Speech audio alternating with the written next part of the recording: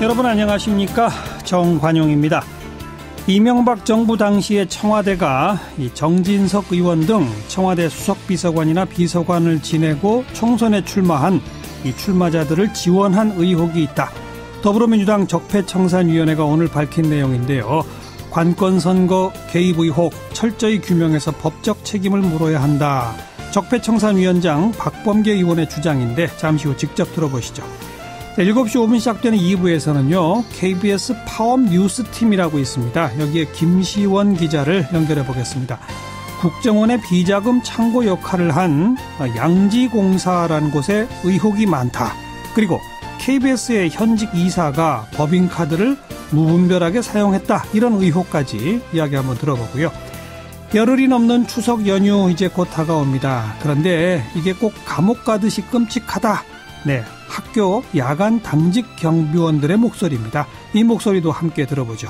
또 외신에 보도된 우리 모습 살펴보는 밖에서 본 한국 코너까지 2부 시간에 준비합니다. 잠깐 광고 듣고 시작하죠. 더불어민주당 적폐청산특위가 오늘 긴급 기자회견을 열었습니다. 이명박 정부 당시에 청와대의 수석비서관이나 비서관 등으로 근무하던 사람들 가운데 총선에 출마한 사람들이 여럿 있습니다. 근데 그분들 총선에 지원해야 한다. 이런 내용의 문건을 확보했다는 내용이고요. 그 밖에도 또 많은 내용이 들어있습니다. 더불어민주당 적폐청산특위 위원장 맡고 있는 박범계 의원 연결합니다. 박 의원 안녕하세요. 네, 안녕하세요. 어떤 문건들입니까? 이 문건들은 전체적으로 한 715건의 예전 이명박 대통령 당시 정무수석비서관 했던 김효재 씨의 보좌관이었죠. 같이 청와대에 근무했던 행정관인데 김성준이 사적으로 유출한 715건의 문건이 압수됐습니다. 그것이 일부는 검찰로 넘겨졌는데요. 예. 예, 그래서 그 중에 일부는 청와대로 반환됐다가 네. 국가기록원으로 가고 또 일부는 바로 검찰에 의해서 국가기록원으로 간 그 715건의 문건 중에서 저희들 이재정 의원을 포함해서 저희들이 가서 열람을 하고 이기를 해온 그 문건 중에 한 5개 문건을 오늘 공개를 한 겁니다. 그 사적으로 유출했다가 검찰에 압수된 시점은 언제죠? 그 시점이 디도스 특검에 의해서 김성준의 개인 집에서 압수를 했는데요. 그때가 2012년으로 3월, 2012년 네. 3, 4월로 보여집니다. 디도스 선관위 공격 그거 할 때 특검 얘기하시는 거죠? 예. 그래서 디도스 특검이 압수를 해서 보니까 특검의 수사 대상에 들어가는 수사 범위에 들어가지 않으니까. 네. 다만 근데 문건 자체가 다 불법성, 범죄 혐의가 있다고 보여진 거겠죠? 예. 그러다 보니까 이 문건 전부를 다 715건의 문건을 검찰로 이첩을 합니다. 네. 검찰로 이첩을 했는데 이상한 것은 검찰이 이걸 갖고 있다가 그중에 702건의 문건은 네. 우병우 씨가 민정비서관으로 들어간 2014년 5월 초 이후인 5월 14일. 예. 5월 14일 날 702건은 청와대로 돌려줍니다. 예. 검찰이요. 예.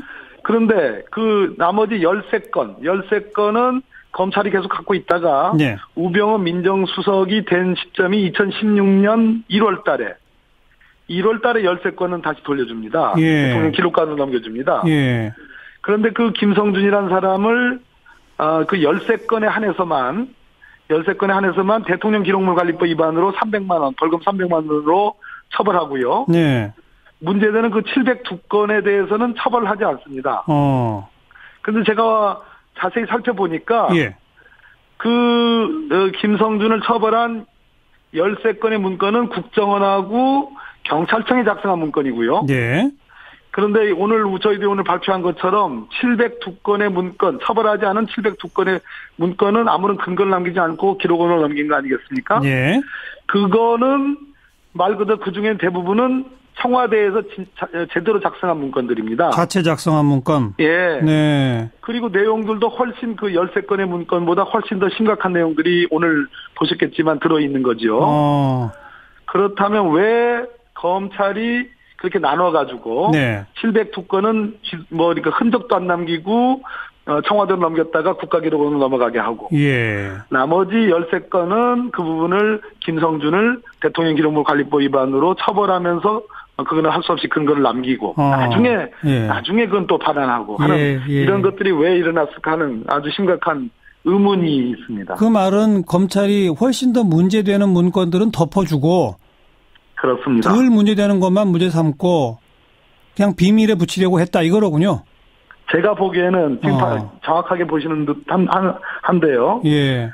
진짜 대통령 기록물에 해당하는 MB정부 때 오늘 뭐 예를 들어서 관건 선거 관련 문건이라든지 KBS 저희 민주당 도청 사건 문건, 또 지방자치단체장 사찰 문건 이런 건 굉장히 심각한 문건들이거든요. 예.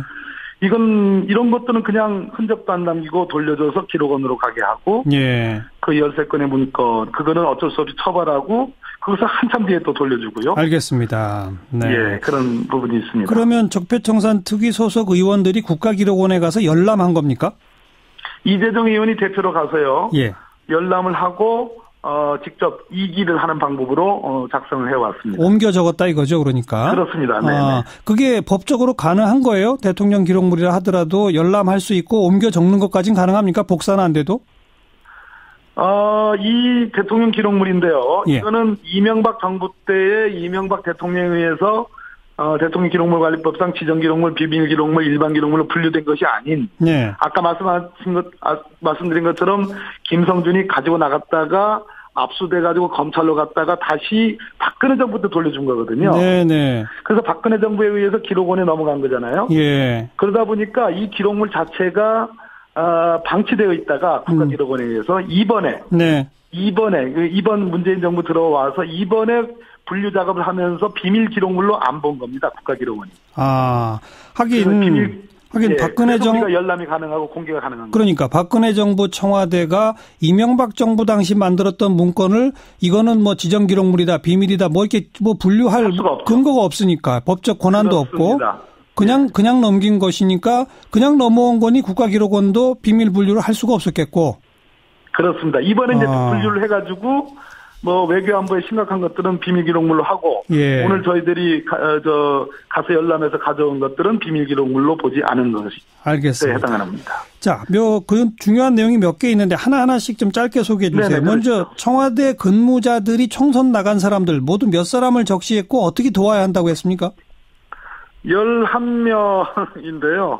말 그대로 VIP, 즉 이명박 대통령을 말하죠. 퇴임 이후에 안전판 역할을 수행할 수 있도록 당선율을 최대한 끌어올려야 된다.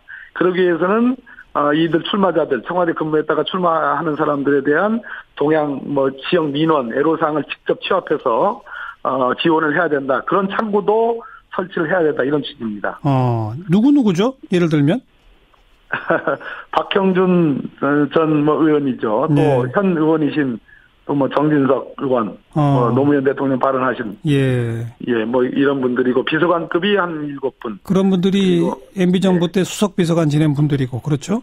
그렇습니다. 그래서 그 문건에는 이명박 대통령의 퇴임 이후 안전판 역할을 이분들이 할 거다. 국회에 가서. 그래서 정부가 무슨 기구를 만들어서 이들을 돕자 이런 거예요? 그렇습니다. 이 지원 창구 역할을 할 부서를 지정을 해야 된다. 그래서 이분들의 민원과 애로사항을 청취해서 소통하도록 조치해야 된다 하면서 정무수석실, 민정수석실, 총무기획관실에 일안, 2안, 3안으로 이런 조치 창구를 만드는 그런 내용들이 들어가 있습니다. 그리고 실제 그렇게 이행됐는지는 모르는 거죠, 아직은. 저희들이 이제 이 문건을 오늘 이제 확인해서 오늘 공개했는데요. 향후에 이런 그런 부분은 짚어봐야 될 대목인 것 같습니다. 그리고 향군 회장 선거에 개입한 문건도 있다면서요? 그렇습니다. 국가보훈처로 하여금 지난 2012년 아마 총선을 얘기하는 것 같은데요. 그 총선에 가깝게 향군 회장 선거가 있게 되면 아무래도 총선에서 이렇게 참 활용하기가 좀 곤란하다. 그래서 보훈처로 하여금 4월로 예정된 향군회장 선거를 당겨가지고 2월로 조정할 것을 검토하게 하고 또 국정 운영의 후원 세력 역할을 해야 될 좋은 구심점 있는 인물을 선출해야 되는데 그를 분열돼 있기 때문에 기무사가 군 원로들을 만나가지고 너무 비방이나 과열을 하지 않도록 유도해야 된다. 네. 뭐 이렇게 보훈처와 기무사라는 국가기관을 적극 개입시킨 예. 그런 문건들입니다. 제양군인회를 친정부 세력으로 만들고자 군 기관까지 개입해서 어떻게 해야 한다 이런 내용들이다 이 말이군요. 그렇습니다. 그다음에 야권 자치단체장 신상 정보 유출은 뭡니까? 뭐 하도 많아서요. 광역단체장은 8명. 지금 다 이름이 이제 알려졌죠. 네. 박원순 시장님, 또 안희정 지사님, 또 우리 국회의원하고 있는 송영길 인천시장님 등등의 광역단체장 8명, 또 기초단체장 23명. 이걸 다 일일이 다 실명과 함께 분류를 해가지고요. 예. 한 카테고리는 좌편향. 그래서 국가 정체성을 훼손하는 단체장이다. 또 한 카테고리는 정부, 이명박 정부의 국책사업이나 대북 정책에 건건마다 반대하는 등의 국론을 분열시키는 조장 단체장이다. 예. 또 한 카테고리는 세금 급식 등의 포퓰리즘으로 주민을 현혹하는 그런 단체장들이다. 이렇게 해가지고 일일이 낙인을 찍고 예. 일일이 각 단체장별로 평판을 다 써놓은 그런 사찰 문건으로 보여집니다. 이런 것도 청와대 직원들이 직접 작성한 거예요? 이 문건은 청와대 문건인지 국정원 문건인지 정확하지 않습니다만 저희들은 추정컨대 국정원 문건으로 보고 있습니다. 아까 그 총선에 지원해야 한다 그거는 청와대에서 작성한 거고? 그거는 세상에 청와대 민정수석실의 공직기강 비서관실 감찰팀이 작성한 문건입니다. 공직기강 비서관실 감찰팀이요? 이상하지 않습니까? 선거 개입을 차단해야 할. 그러니까 말이에요. 예. 공직자들, 고위공직자들한테 바로 영향을 미칠 수 있는 그런 힘을 갖고 있는 공직기강 비서관실 감찰팀이 작성한 거기 때문에 예. 이거는 보통 관건 선거를 계획한 거라고 보기 어렵고 아주 대단히 아주 고수준의 높은 수준의 그런 기획으로 보여집니다. 그렇게 그 작성 주체까지 다 그 명기가 돼 있군요. 그 문건에. 예, 문건에 다 돼 있습니다. 예. KBS 관련된 문건은 어떤 내용입니까? 말 그대로 요즘에 이제 방송 장악 문건들이 국정원에서 작성해가지고 네. 그런 것들이 속속 나오고 있지 않습니까? 예. 그 연장선상 같은데요. 이거는 청와대가 직접 작성한 문건입니다. 예. 청와대 아마 홍보수석 및 홍보기획 비서관실에서 작성한 문건으로 추정되는데요. 예. 말 그대로 KBS의 그 당시 이인규 사장의 김인규 사장인데. 예, 김인규 사장. 죄송합니다. 예. 이인규는 중수부장. 네네. 예, 김인규 사장의 체제가 불안정해진다. 즉 수신료 인하 문제, 특히 당시 야당인 민주당에 대한 최고위원회 도청 사건이 벌어졌지 않습니까? 맞아요. 그런 걸로 김인규 사장의 체제가 불안정하기 때문에 네. 그 경찰의 그 도청 사건은 무혐의로 암시 이렇게 해줄 것처럼 그래서 어떤 힘을 좀 실어주고 네. 대신 어떤 정권이 원하는 이런저런한 방송 장악에 관한 어떤 프로그램들을 진행하는 그런 취지의 문건입니다. 네. 실제로 그 민주당 도청 사건은 그로부터 4개월 뒤에 경찰에서 무혐의가 내려졌습니다. 무혐의했죠. 문학의 블랙리스트 관련해서 대통령께 보고했다 이런 게 남아있는 문건도 있다면서요? 오늘 드디어 이명박 전 대통령이 이제 지금 적폐청산 수사 조사에 대해서 반응을 보였잖아요. 네. 저희들 오전에 공개한 뒤에 이제 오후 2시쯤에 지금 반응을 보였는데요. 네. 이명박 전 대통령 관련해서 직접적인 것이 아마 우리 이철희 그 국방간사를 통해서 발표된 그 VIP 1일 보고와 관련된 예. 군사이버사령부와 관련돼서 군무원 증원 계획. 그렇죠. 그것이 하나 나왔고요. 예. 오늘 저희들 그 적폐청산위원회에서 발표한 건데요. 그것은 그 스프링 노트가 이렇게 왕창 여러 가지 수기로 작성된 문건들이 있습니다. 네. 그 내용에 보면 잠깐만요. 워낙 내용이 많아서 네네, 박 의원님도 찾으셔야 되는군요. 네, 좀 찾아야 됩니다. 그 앞에. 알겠습니다. 이 시간이 없어서. 네, 여기 됐습니다. 예. 종교계 좌파 동향. 예. 이런 것들에 대해서 VIP가 주재하는 수석회의의 안건으로 보고된 그런 내용들입니다. VIP 주재 수석회의의 안건으로 종교계 좌파 동향 그리고 문학에 관련된 내용 이런 것도 보고됐다 이런 거죠? 그렇습니다. 예. 좌파 문화 예술단체에 대해서 대통령이 보고했다는 내용. 더 옮겨오신 게 더 있어요? 더 폭로할 게 있습니까? 폭로라기보다는 뭐 더 있습니다. 문건이 한 50여 건 이제 정도 추가로 있는데 뭐 전체적인 카테고리들이 있습니다. 추가로 곧 나올까요? 저희들 더 검토하도록 하겠습니다. 기다려 보겠습니다. 네, 고맙습니다. 네, 감사합니다. 더불어민주당 박범계 의원이었어요.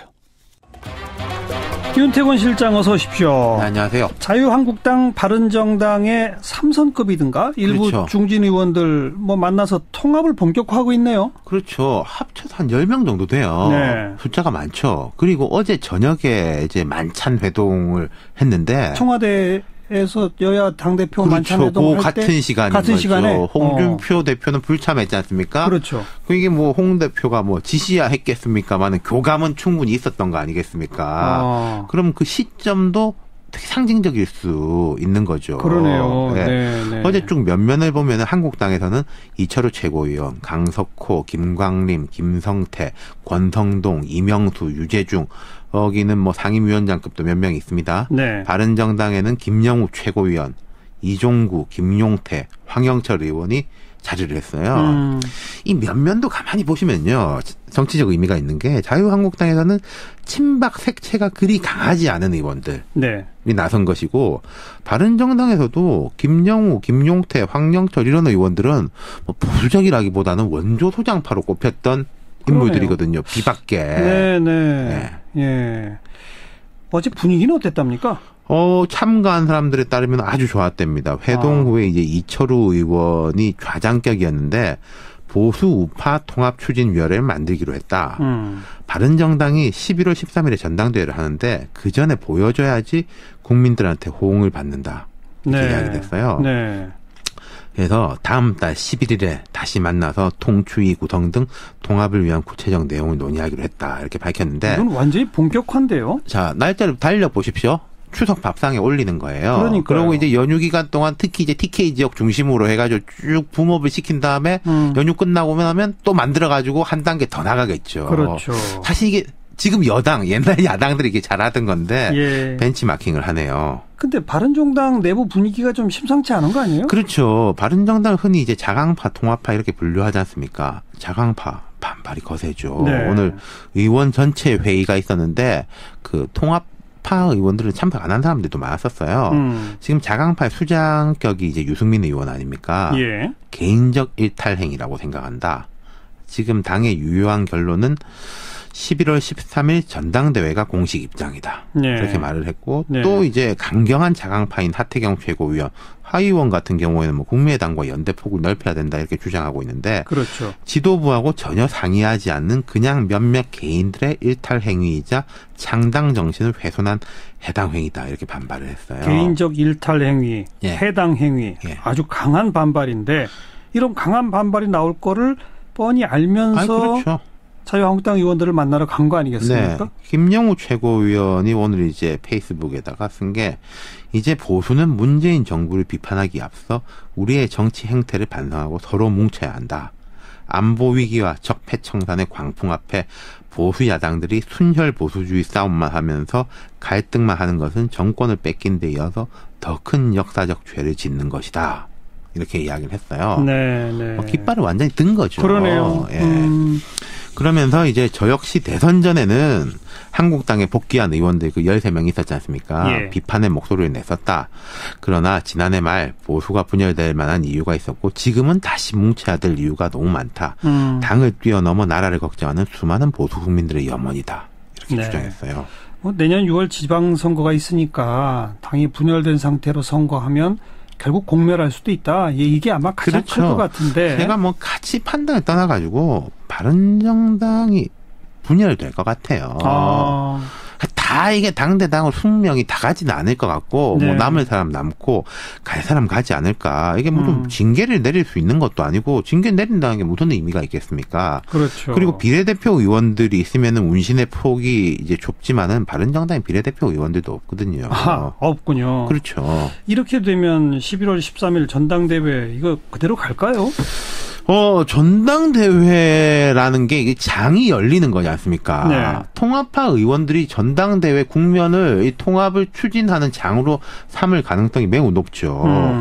전당대회도 뭐 통합하고 자강파 대결 양상이 될 수도 있는 거고. 그렇겠네요. 어떤 사람이 뭐 최고위원회 출마하면서 통합을 공약으로 내걸고 나설 수도 있는 거죠. 예.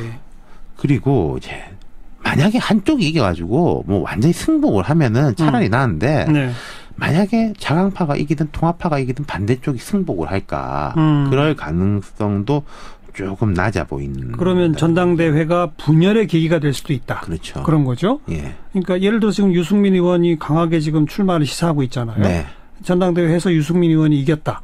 그러면 지금 통합 추진하고 있는 의원들은 그걸 계기로 집단 탈당한다. 그렇죠. 뭐 축소된 바른정당이 되는 가능성이 있는 거죠. 그렇게 되면 바른정당은 원내교섭단체도 안 되는 거고. 그렇죠. 또 후폭풍이 있을 텐데. 예, 제가 한번 말씀드린 것 같은데 연대적 효과들이 쭉 나타날 겁니다. 네. 사실상 양당 구도로의 재편 같은 게 있을 수 있는 거죠. 자유한국당이 지금보다 더 강해지고 바른정당이 교섭단체 지위를 상실하게 되면 네. 그러면 이제 국정 운영의 면에서도 그렇고 국민의당하고 민주당의 관계도 좀 미묘해질 가능성이 있어요. 예. 물론 국민의당은 안철수 대표가 뭐 강하게 틀어지고 있으니까 당 전체가 당장에 뭐 어떻게 되지는 않을 건데 흐름이 조금 바뀔 수가 있는 것이고 그리고 이제 앞서 가지고 요 보면은 김영우 의원이 말한 것 중에 안보 위기와 적폐청산의 광풍 앞에 이 두 가지 이유를 들었거든요. 예. 이게 이제 그 통합론에는 더 에너지가 될 가능성이 높아요. 이명박 정부에 대한 압박 같은 것도 그러니까 뭐 이명박 전 대통령 측도 이게 좀 뭉쳐야지 방패막이가 되겠다. 네, 그런 생각할 수 있는 거 아니겠습니까? 그래요. 정계 개편에 신호탄이 쏘아 올려졌다. 네. 이렇게 말하면 되겠군요. 그렇습니다. 네. 추석 밥상에 올렸으니까 민심이 어떻게 나올지 한번 지켜봅시다. 네. 윤태권 실장 수고하셨고요. 감사합니다. 2부에 다시 옵니다.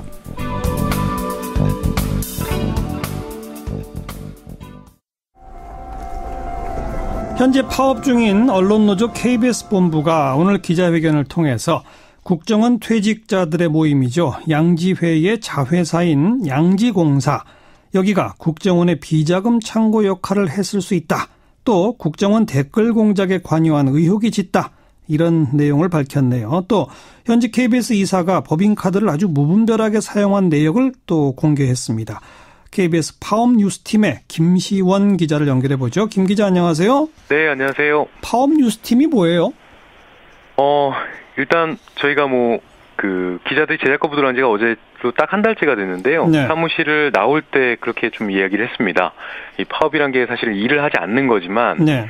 파업 기간이라도 그동안 우리가 중요하게 생각했던 것들 또 의미 있는 것들을 한번 좀 보도를 해보자. 네. 이렇게 좀 의기투합을 했고요. 예. 그래서 회사에 지금 빈 창고 하나를 좀 청소를 해가지고 그곳에서 취재 활동을 하고 있습니다. 그래서 한 20명 정도 취재 기자, 촬영 기자 앞에서 이 군 사이버 사령부 댓글 공작을 포함해서 이 국정원 문제라든가 예. 청와대 방송 장악 문제, 그다음에 내부 우리 KBS 내부에 있는 문제들도 함께 취재를 하고 있습니다. 그렇게 해서 취재된 내용을 어디다 보도를 해요? 일단 새노조에서 운영하고 있는 뭐 유튜브 계정이라든가, 예. 그다음에 이렇게 또 시사자키에서 불러주시고요. 네, 알겠습니다. 네. 자, 양지회가 국정원 퇴직자 모임이죠. 그렇죠. 양지회가 네. 양지공사라는 회사를 만들었습니까? 그렇습니다. 최근에 이제 양지회라는 곳을 많이 들어보셨을 것 같은데 말씀하신 대로 국정원 퇴직자 모임이고요. 네. 민간인 댓글 부대의 핵심이라는 지금 의혹을 받고 있거든요. 예. 그런데 이 양지회가 100% 지분을 갖고 있는 일종의 자회사인데 예. 거기가 바로 양지공사입니다. 뭐 하는 회사예요? 이 한마디로 국정원 청사 관리를 좀 독점적으로 하고 있는 업체입니다. 그러니까 법인 등기부 등본을 보면은 시설 관리와 경비, 복지 사업을 한다 이렇게 돼 있거든요. 네. 그런데 실제로는 국정원의 청사 관리나 경비 그리고 청소 용역을 도맡아서 하는 업체입니다. 예. 그런데 여기가 국정원의 비자금 창고일 가능성이 짙다? 왜 그렇죠? 일단은 그 얘기를 하기 전에 좀 이 양지공사라는 곳이 어떻게 매출을 올리고 수익을 가져가느냐, 이것부터 좀 살펴봐야 될 것 같아요. 말씀해 주세요. 양지공사가 매출이 한 100억 원 정도 됩니다. 1년에? 네네네. 예. 그래서 최근 6년을 따져보면 적을 땐 92억, 많을 땐 107억 원 정도 되거든요. 예. 그러니까 누적으로는 매출액이 최근 7년에 한 600억 원 정도 돼요. 예. 이 업체가 1992년에 설립이 됐으니까 그렇게 보면 수천억 원대 매출을 그동안 올린 거죠. 그렇죠. 그런데 이런 업체 특성상 운영 경비라는 게 별로 들 게 없거든요. 대부분 네. 인건비입니다. 예. 그런데 인건비가 연간 30억 원 정도밖에 안 됩니다. 그러면은 최소 수백억 원이 어디에 쓰였냐 이게 네. 의문인 거죠. 아니 잠깐만요. 시설 관리, 경비, 청소 사실 이런 네네. 거면은 무슨 물건 만드는 데도 아니까 뭐 원자재 그렇죠. 사올 것도 없고 대부분 물론 인건비는 들어가겠지만 대부분 네. 인건비인데 100억 매출에 인건비는 30억이다. 네네. 그 인건비가 30억이라는 거는 자료에 나와 있어요? 그렇습니다. 그런 자료는 저희가 좀 취재를 통해 확보를 했습니다. 그럼 나머지 70억에 대한 자료는 전혀 없어요? 그런 것에 대한 공개가 좀 안 돼 있어가지고 그게 의문의 자금이라는 겁니다. 네. 그런데 이제 주목해 볼 점은 네. 이 업체 등기부 등본을 때 보면 뭐라고 나오냐면은 예. 전파 매체를 활용한 홍보 선전이라고 이렇게 명시가 돼 있거든요. 네. 그럼 이 전파 매체를 활용한 홍보 선전이 뭐냐는 거죠. 검찰이 이 부분을 실제 들여다보고 있고요. 예. 그래서 이 돈 중 일부가 민간인 댓글 부대 운영에 쓰인 것으로 일단 단서를 잡고 계좌를 추적하고 있는 것으로 취재 결과 확인이 됐습니다. 검찰이 지금 수사 중이에요? 그렇습니다. 예. 오늘 검찰에서도 공식적으로 확인을 했고요. 네. 그래서 지금까지 말씀드린 건 이제 민간인 댓글 부대의 자금줄 역할을 했다는 이제 규정에 대해서 저희가 설명을 드렸던 거고요. 아까 처음에 얘기하신 이제 비자금 창고로 사용되었다고 보는 근거가 뭐냐 이거를 물어보셨잖아요. 예. 일단 양지와 그 양지공사 부분 관련해서 잘 봐야 될 게 그 이명박 정부 시절에 원세훈 전 원장이 재임할 때 이 국정원에서 양지공사에 대한 일감 몰아주기가 상당히 늘었습니다. 일감 많이 몰아줬고 매출이 팍팍 늘었어요? 그렇습니다. 그래서 자금 지원도 많이 늘었습니다 이때. 예. 그러니까 한마디로 시설 관리를 더 많이 맡겼다는 얘기인 거죠. 예. 그런데 여기서 한 가지 좀 재밌게 주목해야 될 점은 뭐냐면은 이 찬조금이라는 명목에 좀 의문스러운 자금 지원이 바로 이때 시작이 된다는 겁니다. 네. 원 전 원장이 2009년부터 2013년까지 있었거든요. 예. 근데 이때 수십억 원이 양지공사의 찬조금이라는 명목으로 지급이 됩니다. 이 찬조금이라는 게 사실 뭐 어떤 뜻의 찬성해서 도와주기 위해서 내는 돈이다. 예. 그 자체가 좀 모호한 뜻이잖아요. 예. 근데 일단 저희가 확인한 건 2012년에만 6억 9천만 원이 지급이 됐고요. 1년에? 그런데 네네. 그렇습니다. 2012년 한 해에만. 예. 그리고 매년 이런 식으로 이런 수억 원씩 어디에 쓸지도 모르는 불명확한 돈이 양지공사로 계속 흘러갔습니다. 그래서 과연 이 국가정보기관의 예산에서 나오는 이런 의문스러운 자금이 무엇이냐, 또 어떤 용도로 쓰였냐, 이 부분이 핵심이 될 것 같고, 검찰은 이 국정원 고위직, 그러니까 원장이나 또 기타 고위직들의 비자금 용도로 쓰였을 가능성에 대해서도 수사를 지금 벌이고 있습니다. 네. 퇴직 공직자들의 모임에 찬조금을 줄 수는 있으나 네네. 1,200만 원도 아니고 그러니까요. 수억 원이 돈이 갔다? 근데 그게 어떻게 쓰였는지는 지금 전혀 공개된 바 없다. 그렇습니다. 의심이 갈 만한 대목이라 검찰도 지금 들여다보고 있다. 그렇습니다. 근데 관련된 수사를 이미 해서 검찰이 구속영장 청구한 전례가 있는데 관련자들이 그 구속영장 청구가 기각됐다면서요? 그렇습니다. 그러니까 아까 말씀드린 대로 이제 국정원, 또 양지회, 그리고 이제 양지공사 일종의 삼각 커넥션이잖아요. 예. 그래서 이제 검찰이 양지회 전 기획실장이었던 노모 씨와 또 사무총장이었던 박모 씨를 소환을 했었고요. 네.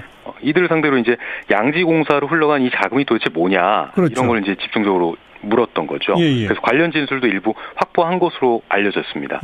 하지만 이 두 간부에 대해서 검찰 청구한 영장이 법원에서 기각이 됐어요. 그래서 일단 수사가 지금은 숨고르기에 들어간 상태입니다. 하지만 지금까지 말씀드린 대로 이 양지공사가 올린 매출이나 수익에 비해서 이 비용 지출이 상당히 적었다는 점, 그래서 어디론가 계속 돈이 빠져나갔다는 점, 또 찬조금이라는 이 정체불명의 자금이 계속 수억 원씩 공통위로 넘어간 점을 고려해 볼 때 이 양지공사가 앞으로 수사의 핵심이 될 것 같다. 이런 얘기입니다. 정부 부처의 경비나 청소 용역 담당하는 다른 회사들 같으면 상세한 내역을 다 공개해도 무방할 텐데. 그렇죠. 국정원이라고 그래서 거기 청소하시는 분들은 내역 공개하면 안 되나요? 일단은 뭐 국정원에 국정원 청사에 여기가 사무실도 있거든요. 이 양지공사가. 그러니까 그런 국가기밀시설에 이런 민간업체가 들어가 있다는 자체도 상당히 생소하고 낯설죠. 아무튼 여러 가지 의혹은 사실 자료만 딱 공개되면 금방 해소될 수도 있는 거니까 네네. 좀 지켜보도록 하겠고 네. 오늘 언론노조 KBS 본부가 또 하나 취재해서 밝힌 게 현직 이사 누굽니까? 누구죠? 강규형 이사입니다. 법인카드를 이상한 데 썼다고요? 네. 일단은 좀 애견 비용의 이 법인카드를 상당 부분 쓴 것으로 저희 취재 결과 확인이 됐습니다. 어디요? 강아지? 네, 그렇습니다. 개입니다. 그러니까 애견 비용. 네네. 뭐 동물병원에 간 거예요? 어디 간 거예요? 아닙니다. 일단 크게 세 가지로 볼 수가 있는데요. 네. 강규영 교수가 지난 2년 동안 썼던 법인카드 내역을 저희가 전수 분석해 봤더니 네. 첫 번째로 애견 카페, 그러니까 애견 놀이터라고도 부르는데요. 이제 강아지들 데려가서 이제 놀리게 하고 거기서 커피 한잔 하고 뭐 이런 곳입니다. 그런 데서 34차례에 걸쳐서 쓴 사실이 확인이 됐고요. 그다음에 이 강규영 교수가 상당히 애견인입니다. 그래서 올해 4월부터는 애견연맹의 자문위원도 지금 맡고 있는 상황이거든요. 그래서 그 도그쇼라는 게 있다고 합니다. 있죠. 네네. 일종의 개 경연 대회 뭐 이런 건데요. 좋은 품종의 개들이. 그런 데를 가면은 이 개들을 훈련시키는 사람이 있어요. 그리고 또 같이 애견인 그룹이 있고요. 근데 도그쇼에서 자기 개가 좀 좋은 성적을 거뒀다. 그러면은 이제 그분들이랑 같이 인근 식당에 가서 회식을 하면서 이제 법인카드를 긁은 사실이 좀 확인이 됐습니다. 이 부분은 직접 그 법인카드를 긁은 결제한 분이 저희 쪽으로 제보를 좀 해주셨고요. 한 번은 그런 일도 있었다고 그래요. 이분한테 자기가 오늘 저녁에 일정이 있어서 내가 서울로 급히 올라가 봐야 되니까 이걸로 당신이 대리 결제를 좀 해달라. 법인카드로? 그렇습니다. 그래서 KBS 업무 추진비로 그 식사 비용을 대신 결제한 사례도 있습니다. 또 한 가지, 아까 세 가지라고 했는데 한 가지 더는 어떤 분이 이제 이 강규영 교수가 이제 집에서도 개를 키우지만 워낙 개들이 많으니까 본인이 고가의 개를 수입한 다음에 견사에 맡겨서 위탁해서 키우거든요. 그래요? 네네. 그 정도로 이제 개를 사랑하시는 분인데, 그래가지고 그 애견인이 그랬다고 해요. 그래서 아니 이 고가의 개들을 수입하는데 도대체 그 돈이 어디서 납니까? 그랬더니 KBS에서 안 해도 모르게 나오는 돈이 좀 있어서 그걸로 해요. 이렇게 얘기를 하셨다고 하네요. 근데 물론 여기에 대한 자금 출처는 명확하지 않습니다. 뭐 증언밖에 없는데 이 부분도 저희는 강규영 교수 본인이 직접 밝혀야 될 부분이라고 생각합니다. KBS의 그 애견 관련된 무슨 동물 프로그램을 자문하기 위해서 그랬을까요? 실은 오늘 저희가 이걸 발표하니까 강규영 교수가 그런 이야기를 하셨다고 해요. 그래서 KBS의 동물 프로그램이 있기 때문에 그 애견 카페에 가는 것도 이사의 업무에 해당된다. 완전히 다른 건 아니다. 포함될 수 있다고 본다. 이런 얘기를 하셨다고 합니다. 이거 방송통신위원회가 근데 MBC는 지금 조사도 들어가고 그러는데 KBS에 대해서는 아무런 조치가 없나요? 일단 현재로선 가시적인 조치는 없습니다. 그래서 뭐 여기에 대해서는 뭐 여러 가지 입장이 있을 수 있을 텐데 이제 MBC랑 KBS랑 일단 처한상황이 다르다고 판단할 수도 있다고 볼 수 있고요. 또 MBC가 뭐 그동안 워낙 방송 자유의 억압이 상태가 좀 심했다라고 판단할 수 있겠고요. 근데 이제 법적으로도 사실 좀 걸림돌이 있긴 합니다. KBS는 방송법의 영향을 좀 받거든요. 근데 MBC는 방송문화진흥회법이 따로 있어요. 따로 있죠. 이 방문진법 마지막 16조에 보면은 이 방문진법에 나와 있는 내용을 빼면 다른 건 민법을 준용한다고 돼 있는데 그래서 주무관청이 민법상 주무관청이 이 기관을 검사 감독할 수가 있게 돼 있어요. 그러니까 방통위가 방문진 검사 감사하는 거는 이 법에 명시가 돼 있는 거죠. 그런데 KBS는 이런 조항이 전혀 없습니다. 없다. 그러다 보니까 이제 방통위가 이사나 감사 임명을 할 수가 있는데 알겠습니다. 이런 조항이 없다 보니까 더 좀 지켜보겠고요. 파업 계속 하셔야 되겠네요. 그네요. 수고하십시오. 고맙습니다. 고맙습니다. KBS 파업 뉴스팀 김시원 기자였습니다. 열흘간의 긴 추석 연휴 코앞으로 다가왔습니다. 다들 왠지 설레고 기분이 좋으시겠죠. 그런데요, 학교에서 야간 당직으로 근무하는 경비원분들 끔찍히 견뎌야 할 감옥 같은 시간이 될 수도 있답니다. 전국의 학교 야간 경비원 수가 대략 10,000여 명이라는데 어떤 어려움을 겪고 계신지 직접 한번 들어보죠. 인천의 한 학교에서 야간 시간 당직 경보원으로 일하시는 분 익명으로 만나보겠습니다. 선생님 안녕하세요. 안녕하십니까. 네, 야간 당직 경비 일하신 지 얼마나 되셨어요? 지금 퇴직 후에 한 3년 됐습니다. 아, 어떤 일 하시는 겁니까? 몇 시에 출근해서 어떤 일 하시는지 좀 소상히 설명해 주세요. 네. 오후 4시 30분에 출근해서요. 예. 이 길 8시 30분에 부대 근무를 합니다. 아침 8시 반까지? 예. 그 밤사이에는 어떤 일을 하십니까? 공식적으로 이제 3번 순찰을 하는데요. 예. 건물이 대부분 2채, 3채 이렇게 되잖아요. 그렇죠. 그러면 거기 이제 순찰을 하면서 전기불은 애들이 잘 끄고 갔나, 뭐 화재의 위험은 없나 이런 걸 살피면서 가는데, 네. 특히 이제 초등학교 같은 경우는 한 4시, 5시 되면 다 이제 퇴근하고 그래서 그러는데, 이제 고등학교 같은 경우에는 밤 한 10시, 11시까지 공부하죠. 예, 공부하느라고 자율학습 하느라고 예. 그때까지 이제 잘 살펴야 됩니다. 예. 그리고 한밤중에는 좀 주무십니까? 네, 11시쯤 넘으면은 이제 학교 전부 경비장치하고 또 시근장치 같은 거 하고 이렇게 이제 잠자리에 들어갑니다. 네. 잠자리는 좀 어디다 어떻게 마련이 돼 있어요? 예, 학교 숙직실 하고 당직실이 있는데요. 예.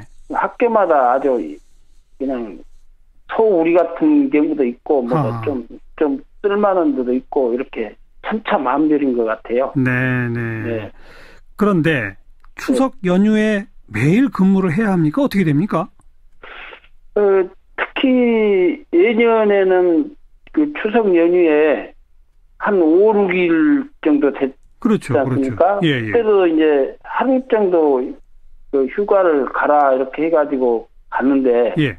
이번 같은 경우에는 열흘이나 돼가지고 현실적으로 대체할 사람도 부족한 것 같고 이렇게 해가지고 대부분이 용역 회사에서 하는데 휴가를 이틀 이상 가지 말라. 그것도 주간에는 가지 말고 야간에만 이틀 가라 이렇게 해가지고 지금 그렇게 지낼 예정이 있습니다. 네. 아니 야간 당직 경비원이신데 네. 주간에 가지 말라? 이런 휴일에는 그럼 주간까지 계속 근무하셔야 되는 거예요?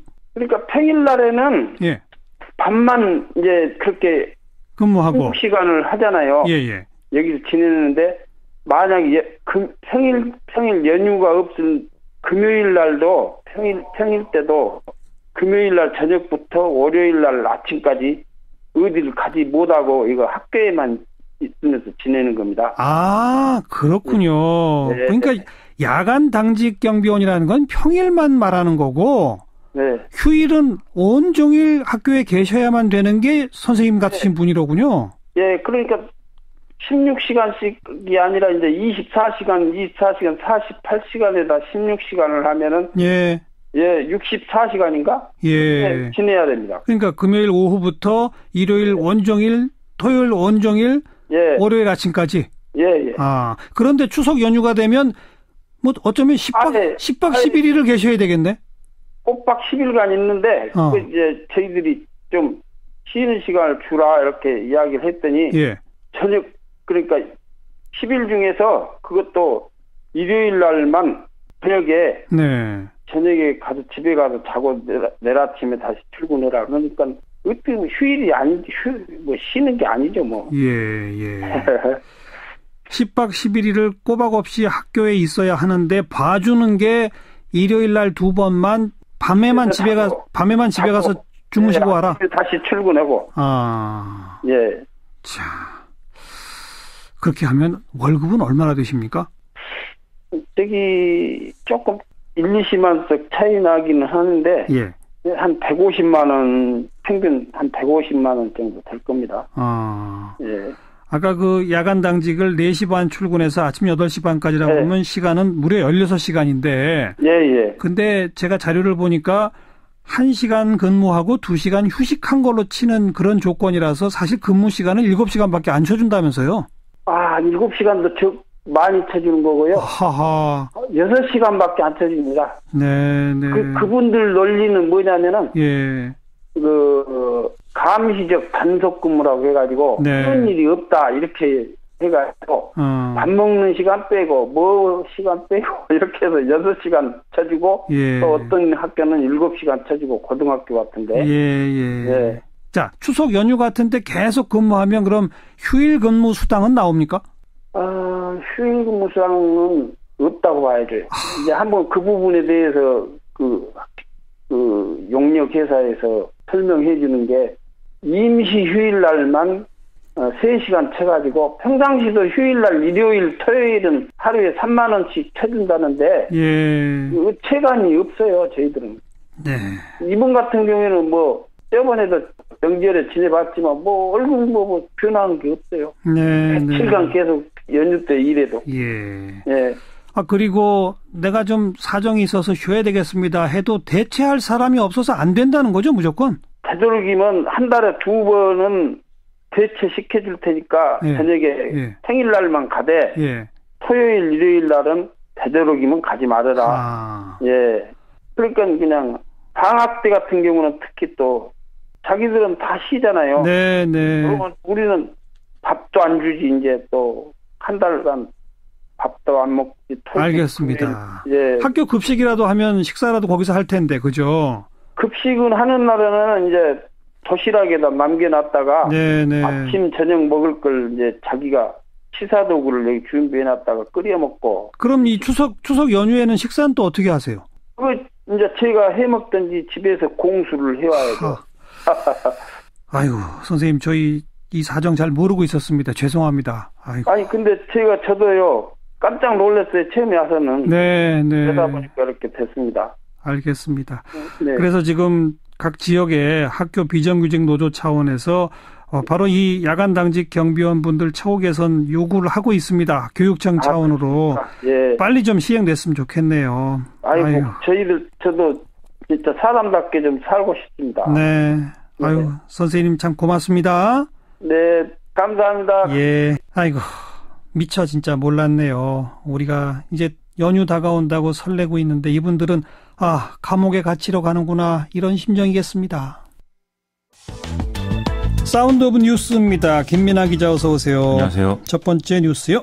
오늘 건군 69주년 국군의 날 기념식이 있었는데요. 송영부 국방부 장관의 기념사 함께 들어보시죠. 앰뷸런스에 실려가는 긴박한 순간에도 다른 분대원들은 안 다쳤습니까? 우리 포대장님 너무 야단치지 마십시오. 라고 하면서 동료들을 걱정했다는 이야기를 전해 들었을 때 저는 국방부 장관으로서가 아니라 하나의 전우로서 눈물을 흘리지 않을 수가 없었습니다. 오늘 우리 앞에 있는 첨단 무기만큼 K9 자주포 훈련 사고 언급하시는 거죠?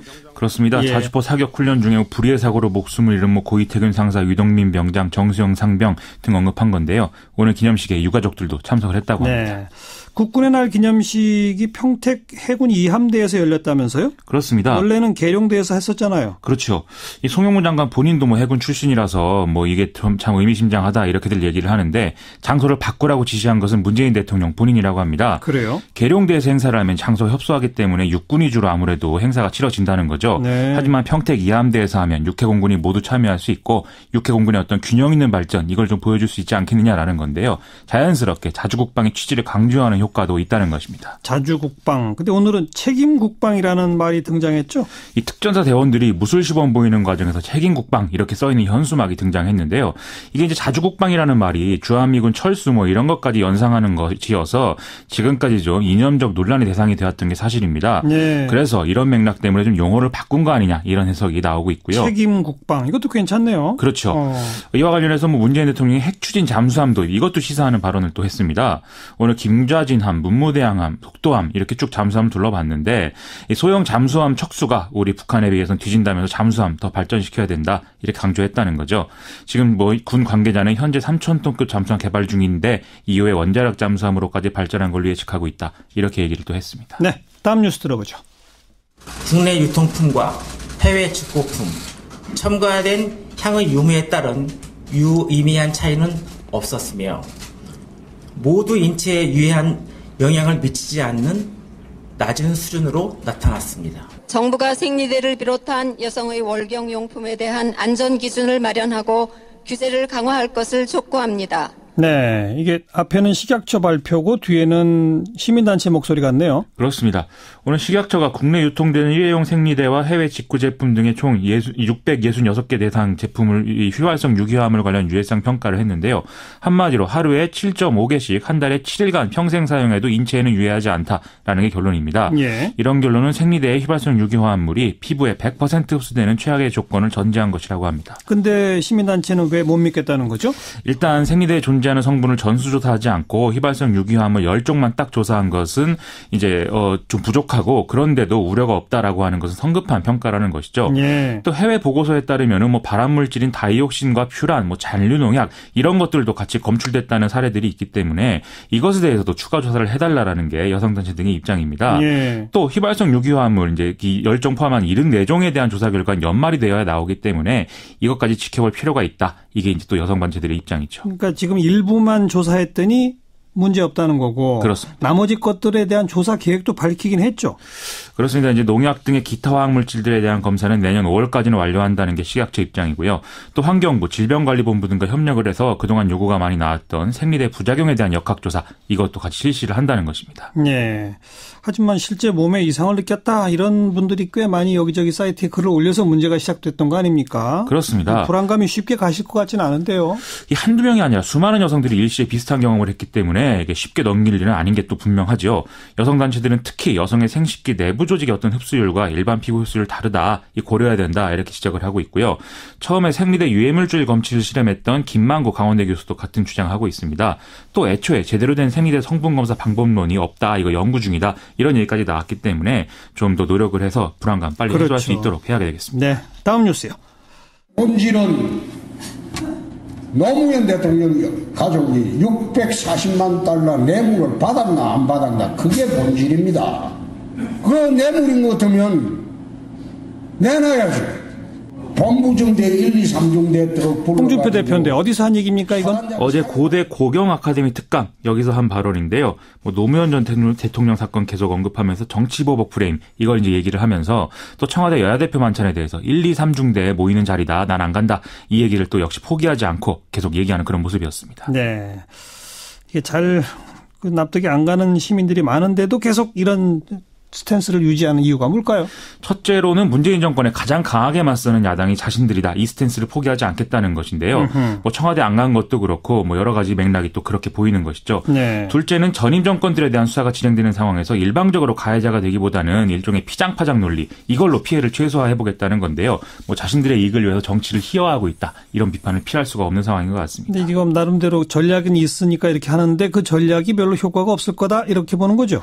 뭔가 중도층 지지를 회복한다거나 이런 데는 효과가 없을 것인데요. 예를 들어 아직도 박근혜 전 대통령을 지지하는 이런 사람들에게는 이런 정치적 공세 효과가 좀 있을 것 같습니다. 네. 이 사람들이 박근혜 전 대통령 방어하는 논리가 크게 두 가지인데 첫째는 잘못한 게 없지는 않지만 탄핵까지 한 거는 현 정권의 어떤 불순한 의도가 작용한 것이다라는 것이고 둘째는 과거제 이제 민주정권에서도 박근혜 전 대통령이 했다는 일 정도는 다 하지 않았느냐라는 거거든요. 네. 이게 이제 홍준표 대표가 하는 얘기하고 정확히 들어맞는 부분이 있다는 것이죠. 그러고 보니까 최근 박근혜 전 대통령 석방 촉구하는 목소리도 높아지고 있네요. 구속 만기일이 10월 16일 자정까지고 검찰이 추가 구속영장 발부 요청한 상태이기 때문에 박근혜 전 대통령 지지자들이 다 격앙이 된 상태입니다. 네. 지난 토요일에서도 여러 단체들이 집회가 쭉 이어졌는데요. 오늘 친박계 의원들 10여 명이 기자회견 열고 같은 주장을 또 반복했거든요. 이런 상황 계속 이어져서 자유한국당이 뭐 득될 게 뭐 있겠는가 이런 생각이 좀 듭니다. 네. 추가 구속영장 발부 요청에 대한 법원의 판단 우선 좀 지켜보겠습니다. 수고하셨습니다. 고맙습니다. 김민아 기자였습니다. 외신에 보도된 우리 모습 살펴보는 밖에서 본 한국 코너입니다. 국제문제평론가 임상훈 씨 어서 오세요. 네, 안녕하십니까. 오늘 어떤 소식 준비하셨습니까? 네, 문재인 대통령의 실험, 이 실험의 결과로 과연 어느 쪽이 옳은지 결론을 내리는 데 도움이 될 수 있을 것이다. 25일자 미국의 블룸버그 뉴스에 실린 논평가 마이클 슈먼 글 중 일부분인데요. 예.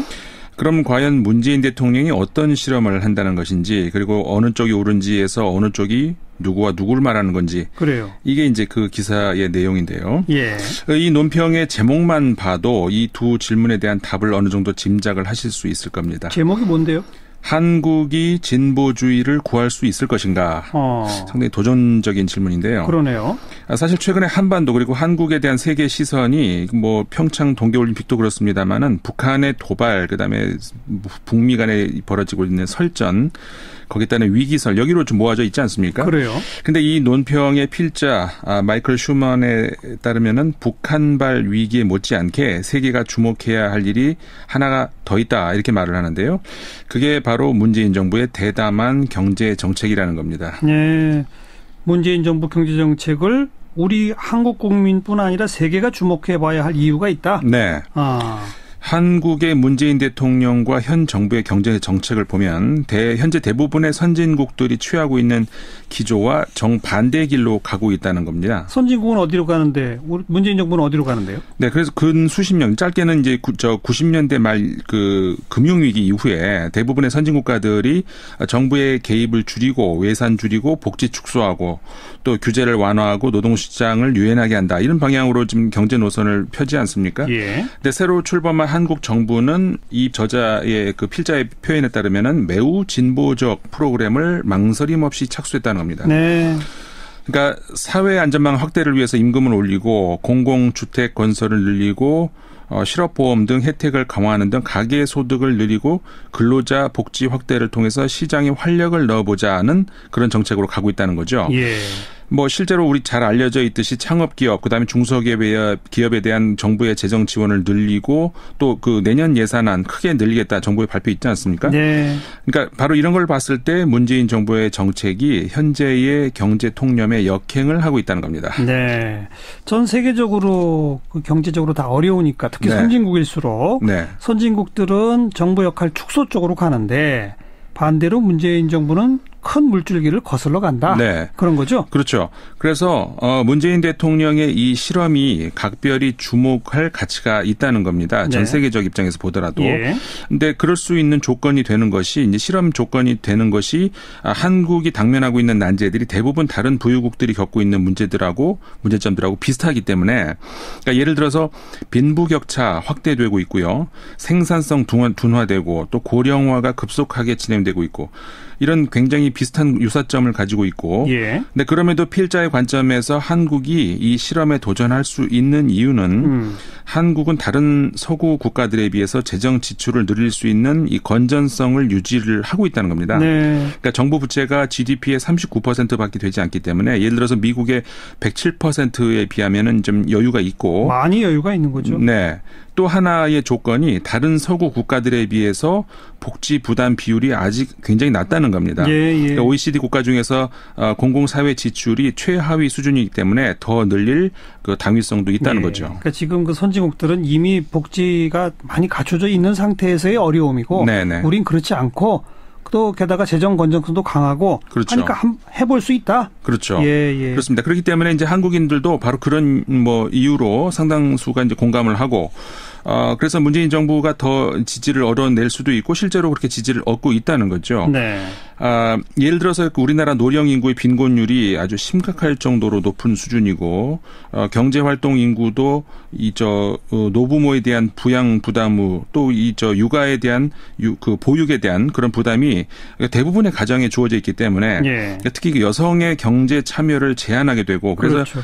이 부분에 숨통이 트인다면은 인구 고령화로 인한 성장 둔화를 상쇄시킬 수도 있다.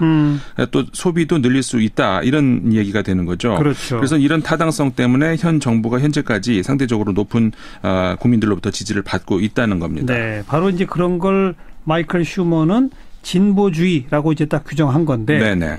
근데 이게 성공해야 되잖아요. 그렇죠. 성공 가능성에 대해서는 뭐라고? 이게 중요한 건데, 예. 그러니까 필자 생각은 기대는 해볼 수 있다는 겁니다. 그러니까 앞서 말씀드린 것처럼 그런 타당성도 가지고 있고 또 문재인 대통령이 이 필자에 따르면은 급진적 반자본주의자도 아니기 때문에. 그러니까 예를 들어서 FTA 같은 경우에 오히려 트럼프에 맞서가지고 끈질기게 FTA를 옹호를 하고 있고, 그렇죠. 국가나 은행의 지원으로 연명하는 소위 우리 좀비 기업이라고 하는 거기에 대한 관리 이런 것들을 보면은 적어도 이론적으로 봤을 때 모두 생산성에 유익한 것들이라는 것이 이 필자가 문재인 대통령의 실험을 주목할 필요가 있다고 보고 있는 겁니다. 네네. 지난 100여 년 동안 우리나라는 서구 사회가 개척해놓은 안전한 길을 밟으면서 급속도로 추격을 해서 이 자리까지 오지 않았습니까? 그렇죠. 지난 촛불 시민혁명을 거치면서 참 어떻게 보면은 이 동맥경화에 걸린 듯한 우리나라가 아니라 이제 서구 오늘날의 정치 문화에 한국이 새로운 어떤 그 민주주의 가능성을 보여줬다. 이게 지금 서구 언론들의 평이 있었는데요. 맞아요. 이제는 경제 분야에서도 서구 국가들의 어떤 그 방어적이고 수동적인 이 경제 침체에 대한 대응에 따르지 않고 새로운 실험을 보여주려 하고 있다는 거죠. 네네. 그래서 만약에 이 실험이 성공을 한다면 이 논평을 쓴 마이클 슈만에 따르면은 그 표현 그대로 인용하겠습니다. 오늘날 가장 어려운 난제들에 대한 대처 방안을 세계에 보여줄 수 있을 것이라는 겁니다. 그래서 이 슈만은 비관론자들이 또다시 틀렸음을 한국이 입증해 보이기 기대해보자. 네. 이렇게 글을 맺고 있습니다. 민주주의에서 어떤 모범이 된 것처럼 경제에서도 모범이 되어주길 바란다. 그렇죠. 이런 얘기로군요. 네네. 다음 소식은요. 북한의 인질극. 이제 외신들 가운데서는 이런 표현까지 나옵니다. 인질극. 네네. 북한에 그칠 줄 모르는 도발. 이 앞에서 좀 전 세계인들이 상당히 좀 걱정이 커지고 있는 그런 때인데 예외가 있습니다. 어디요? 그러니까 전쟁도 불사하겠다는 북한 위협 앞에서 웃고 있는 다들 울고 있는데 이제 웃고 있는 그들이 누굴까? 적어도 두 곳은 있다는 겁니다. 어디? 그 중에 하나가 미국의 방산업체. 방위산업체? 네네. 군산복합체? 네, 그렇습니다. 예. 이게 그 27일자, 그러니까 어제죠. 일본의 마이니치 신문이 보도한 바에 따르면은 미국의 방산업체가 북한 특수로 들끓고 있다고 합니다. 네. 이미 지난 18일 미국 상원은 총 예산 규모 7천억 달러의 내년 국방 예산을 통과를 시켰다는 건데요. 이게 정부안보다도 600억이 더 늘어난 액수라고 합니다. 늘어났다고요? 네네. 정부가 올렸더니 거기다 600억 부족하다. 더 이게 그러니까 펑펑 지원해주는 상원에 힘입어가지고 미국의 주요 군사 산업의 주가가 오르고 있고 그러면서 이들이 현 북한 위기에 혜택을 받고 있다는 목소리가 나오고 있다는 거죠. 보통 정부가 예산안 내면 의회는 깎기 마련인데 아주 대폭 증액을 시켰다. 네네. 예. 그래서 정부안보다 증액된 국방 예산안이 사실 그 상하원에서 비슷한 금액으로 지금 채택이 됐거든요. 거의 확정이 된 건데 그래서 스텔스 전투기 F-35가 본래 정부안에서는 70대였는데요. 의회를 거치면서 94대로 늘었고요. ICBM 격추용 요격 미사일은 28기로 결정이 됐다고 합니다. 그러니까 사실 뭐 현재 미국 군사력은 뭐 거론할 가치도 없죠. 전 세계 제일인데 냉전이 끝난 이후에 점점 미국의 그 국방 예산이 감소하면서 예를 들어서 소련 붕괴 직후 500척이었던 미국 해군 함선이 작년에는 275척으로 그러니까 반 정도가량이 줄였다고 합니다. 공군기도 3분의 1 정도가 줄였다고 하고요. 그럼 당연히 그러니까 방산업체는 울상일 수밖에 없겠죠. 그런데요. 이번에 그 트럼프 정부의 증액으로 보잉, 노스롭 그루먼, 레이시온, 그다음에 로키드 마틴 이런 방산업체들이 치열한 수주 경쟁으로 들어갔다고 합니다. 그러니까 이렇게 미국의 국방비 증액이 경제적인 의미도 이제 뭐 있을 수 있고, 그다음에 또 하나가 중국하고 러시아를 견제하기 위해서 이제 무기도 또 필요하고 미국 입장에서 국방비를 늘려야 되는데 이게 중국하고 러시아를 견제하기 위한 뭐 증액이다 이렇게 하면은 국내외적으로 반발일 수 있다는 거죠. 그렇죠. 근데 북한의 도발을 막기 위한 목적이다 이렇게 하면은 반대할 사람이 별로 없어진다는 거죠. 게다가 북한이 지금 이제 미국까지 바로 날아가는 미사일 개발 이런 얘기 나오니까 미국 여론도 지지하겠죠. 그렇죠.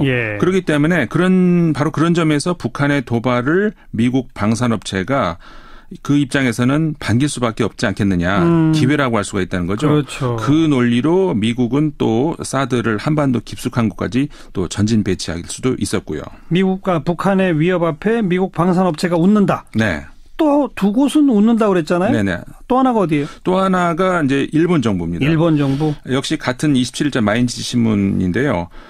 북한의 위협 고조로 일본 방위성이 내년도 예산의 그 계산 요구의 사상 최대 규모인 5조 2,551억 엔. 이게 그러니까는 그 17년도 당초 그 예산보다 2.5%가 증가를 했다는 겁니다. 그렇게 보도가 나왔습니다. 그리고 이제 일본 신문뿐만이 아니라 그 영국의 The 타임스 신문 이건 25일자입니다. 25일자 기사에서 아예 제목이요. 북한 미사일이 아베 총리에게 활력이 되고 있다. 이렇게 기사가 나왔습니다. 활력이 된다? 네, 그러니까 뭐 이게 영어로 그대로 하자면 a shot in the arm 이렇게 돼 있거든요. 그러니까는 직역하자면은 팔에다 주사 한 방 맞는다 뭐 이런 정도 아니겠습니까? 그렇죠. 이게 이제 영어로 이제 활력소, 뭐 특효약 이런 정도로 번역이 될 수 있을 것 같은데 네. 이 신문은 실제로 화성 12호의 발사로 아베 총리만큼 간접적으로 이득을 본 경우는 드물다. 이렇게 얘기를 하면서 올여름 북한이 미사일을 발사하기 전까지만 해도 새로운 아이디어도 없고 스캔들에 시달리고 있던 아베 총리가 이제 민심을 잃어가는 것으로 이렇게 보였는데 네. 북한 도발에 힘입어서 자신 있게 조기 총선을 실시하겠다 이렇게 밝혔다고 하고요. 역시 그 자민당 승리 그다음에 4년의 추가 집권이 거의 확실시 된다는 겁니다. 이쯤 되면 북한 도발을 과연 트럼프 대통령과 아베 총리가 실험만 할까 하는 생각이 드는 게 사실 아니겠습니까? 좋아하고 있다 속으로는. 그렇죠. 그래서 타임즈는 아베 총리 입장에서는 김정은이 일본 상공으로 탄도미사일을 발사하기를 원한다고 해도 이걸 비난하긴 어려울 것이다. 이렇게 표현을 했습니다. 이야, 적나라하는 표현이네요. 그렇죠. 그러니까 적어도 북한 문제에서 미국하고 일본 정부가 우리나라와 이해관계를 같이 하리라고 기대하기는 어렵다. 이렇게 얘기할 수가 있는 이게 거죠. 일본의 마이니치하고 영국의 더 타임즈. 네. 뭐 대놓고 진보적 언론도 아닌 언론들에서 그렇죠. 이런 분석을 하는군요. 네네. 네. 얼마 전에 일본의 그 일부 언론들이 지난번 한미일 정상회담 당시에 트럼프 대통령 발언과 관련해서 왜곡 보도했다. 네. 이런 내용으로 좀 소동이 있었지 그랬었죠. 않습니까? 네. 일본과 미국이 실제로 우리랑 다른 이해관계를 지금 공유하고 있다면 그런 분위기가 만들어졌을 수도 있었겠네요. 네, 그렇죠. 일본 언론들이 당시 어떻게 보도를 했었죠? 뭐 사실 일본 언론이라고 했을 때 이게 다 같은 이 보도 성향을 보이는 건 아니죠. 물론 성향이 다 다르니까요. 네, 그래서 한미일 정상회담 직후에 일본 언론들 보도가 어떻게 보면 좀 극과 극이라고 할 만큼 내용이 좀 많이 달랐습니다. 달랐어요. 대표적인 언론 몇 군데 좀 비교해드리겠는데요. 예. 일본의 보수 신문이죠. 발행 부수도 1위로 알고 있습니다. 요미우리 신문의 경우에 예. 한미일 정상회담. 대북 인도 지원은 보류하라 이런 제목 기사를 냈습니다. 네. 네, 이날 일본 신문들의 키워드가 한국의 그 북한에 대한 인도적 지원 그게 이제 키워드였거든요. 예. 그리고 좀 상대적으로 중도라고 할 수 있는 니케이 신문의 경우에 북한의 봉쇄 위해 한미일은 전력을 다하라. 이런 제목 기사가 있었습니다. 이 제목에서는 인도 지원은 아예 빠졌고요. 네, 빠져 있었죠. 예. 반면에 좀 진보 성향이라고 할 수 있는 마인지 신문의 경우에 한미일의 대북 정책 중국과 러시아와 연계를 심화시켜야 이런 제목으로 뽑았습니다. 이건 뭐 거의 그 대안적인 제목을 뽑고 있고요. 그렇죠. 예. 그다음에 역시 또 아주 그 분명한 진보 계열이라고 할 수가 있는데 진보 신문이라고 할 수 있는 아사히 신문의 경우에 대북 정책 압력은 수단에 지나지 않는다. 네. 제목이 이렇게 나왔습니다. 이건 정부 정책에 대한 비판성이고요. 그렇죠. 그렇죠. 근데 이제 그 극우 신문이라고 할 수 있는 산케이 신문의 경우가 이제 우리 입장에서 문제가 좀 됐던 건데 이 기사 제목에서도요. 한미일이라는 말이 들어가지 않습니다. 미일 연대 문재인 정부의 배신을 따지다. 자극적이네요. 그렇죠. 그러니까 우리 정부의 인도 지원 방침에 대해서 미일 연대가 따져 물었다. 네네 그렇습니다. 내용도 사실 보면은 좀 불편합니다. 이제 좀 소개를 해드리겠습니다. 겉으로는 삼국의 결속을 다졌지만 북한에 대해 유화적 태도의 문 대통령을 따지는 자리였다. 문 대통령은 바늘방석에 앉은 기분이 아니었을까. 또 그 북한과 대결 자세를 강화하는 트럼프와 아베에게는 문 정권의 인도주의 운동이 배신으로 비친 것이 틀림없다. 네. 이런 내용들이 있었습니다. 예. 그러니까 북한과의 대결 구도만 살 길이다라고 생각할 수 있는 아베 총리와 그 트럼프 대통령이라는 뭐 그런 점 감안하더라도 네. 다른 일본 언론들과도 상당한 논조의 차이가 있었고요. 그리고 실제로는 그 정상회담 자리에서 아베 총리가 인도주의 지원에 대해서 뭔가 문제 제기는 했는데 문재인 대통령이 설명을 하니까 그렇죠. 트럼프 대통령이 그럴 수도 있겠네요. 네네. 이렇게 했다는 게 다라는 거 아니겠어요? 그렇죠. 그런데 그걸 이런 식으로 뽑는군요. 그렇죠. 미국에서도 그 확인을 해줬는데, 네. 그러니까 사실 근데 이 기사가요, 읽다 보면은 이게 신문 기사인지 소설인지 혼동이 갈 정도로 뭐 언론 보도라기 보기 좀 어렵습니다. 그러니까는 뭐 거의 무시해도 되는 글인데 어쨌든 간에 우리나라에 한번 소동이 일어났으니까 예. 좀 소개를 해드리면요, 글 내용이 이렇습니다. 긴박한 공기가 흐르는 가운데 갑자기 이변이 일어났다. 해피 버스데이 신조. 트럼프가 큰 소리로 이렇게 말하자 큰 생일 케이크가 옮겨졌다. 이날 63번째 생일을 맞이한 아베에 대한 배려였다. 미일 양국 정부 관계자들로부터 터지는 박수. 아베도 놀랐다. 갑자기 미일 동맹의 연대의 강력함을 보게 된 문재인은 필시 당황했을 것이다. 인도적 지원에 대한 제대로 반박도 하지 못한 채 이렇게 해명을 했다. 인도적 지원을 실제로 실시하는 타이밍은 신중하게 생각하겠다. 한미일의 보조를 흐트린 일은 하지 않는다. 이게 지금 신문 기사입니다. 산케이 신문의 기사라고요? 네네, 소설이 아니고 기사인데요. 예. 또 조금 더 읽어드리면은 한미일 정상회담은 점심 식사를 하면서 약 1시간, 그 이후 아베와 트럼프는 같은 호텔에서 약 1시간의 정상회담을 가졌다. 정말 중요한 이야기를 할 때 한국은 들어갈 수 없다는 듯한 대응이라고 할 수가 있다. 네. 미일 정상회담에서 트럼프는 아베에게 이렇게 말했다. 당분간은 제재의 효과를 보겠다. 효과가 없으면 더욱 제재를 가하겠다. 어느 시점에서 북한이 대화를 요구하고 있을까? 군사 행동을 내비치면서 서서히 조르는 트럼프류의 외교술. 그 화살은 북한뿐만 아니라 한국으로도 향해져 있었다. 네. 이게 지금 신문 기사입니다. 네. 이게 한 주간에 제가 모든 북한 위기 모든 소식을 다루는 그 외신들을 다 소개해드릴 수는 없지만 네. 최근의 대체적인 국제사회의 언론의 흐름은요. 압박과 협박, 말싸움으로는 북한 문제를 해결할 수 없다. 이제 출구를 찾아야 한다. 이게 지금 국제사회의 그 언론들의 중론이라는 것을 말씀을 드립니다. 여러 차례 우리 시간에 소개해드렸잖아요. 네. 미국의 가장 유력지 워싱턴 포스트, 뉴욕타임즈 한 목소리로 이런 얘기를 하고 있는 거 아니겠습니까? 네. 어떻게 하면은 이번 주도 거의 같은 비슷한 목소리로 나오기 때문에 제가 똑같은 걸 반복할까 봐 이번 주는 소개를 안 해드렸는데 좀 그렇습니다. 네. 근데 이제 임상훈 씨가 오늘 소개해 준 거를 요약하면 북한의 미사일 핵 위협에 대해서 미국의 방산업체, 일본의 아베 총리만 웃고 있다. 그렇죠. 그들이 웃으면서 한국을 공격하는 식으로 일본의 극우 언론들은 소설을 쓰고 있다. 맞습니다. 그 말이네요. 네. 국제문제평론가 임상훈 씨였습니다. 감사합니다. 시사잡기 오늘 여기까지입니다. 내일 다시 뵙죠. 안녕히 계십시오. 조치 창구를 네. 만드는 그런 내용들이 들어가 있습니다. 그리고 실제 그렇게 이행됐는지는 모르는 거죠, 아직은. 저희들이 이제 이 문건을 오늘 이제 확인해서 오늘 공개했는데요. 향후에 이런 그런 부분은 짚어봐야 될 대목인 것 같습니다. 그리고 향군 회장 선거에 개입한 문건도 있다면서요? 그렇습니다. 국가보훈처로 하여금 지난 2012년 아마 총선을 얘기하는 것 같은데요. 예. 그 총선에 가깝게 향군회장 선거가 있게 되면 예. 아무래도 총선에서 이렇게 참 활용하기가 좀 곤란하다. 예.